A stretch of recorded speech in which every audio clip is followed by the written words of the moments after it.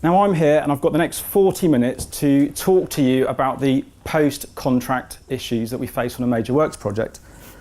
When I sat down to start writing my presentation, I thought about what I could use to best describe the issues that we face in a post-contract project, or a post-contract stage of a project.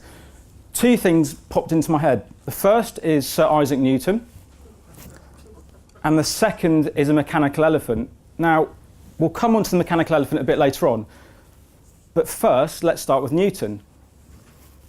Newton is a man renowned for changing our entire grasp of physics and our way of life on Earth with his discovery of gravity. As many of you will know, this epic-making discovery wasn't made when Newton was in a science lab looking at pages of calculations. In fact, it was when Newton was under a tree, probably daydreaming, and an apple fell on his head. It was a moment that was defined by its simplicity. And this brings me on to Dartmoor in 1996. The wind is rolling in from the sea, it's cold, it's wet, it's the middle of November, and I'm embarking on my first ever project as a trainee building surveyor. A major infrastructure project in Widdicombe in the Moor. A bus shelter. A decaying shelter that needs renovating, and I'm given the hands-on role of managing the entire project from start to finish.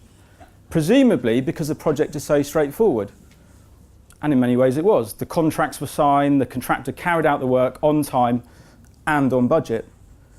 But I'll never forget the amount of time that this project took, not on the surveying side, dealing with the defects, the foundations, but actually dealing with the people, the human side. Because if you imagine building a bus shelter in the middle of Widdicombe in the Moor had quite an impact on the people that used it most regularly.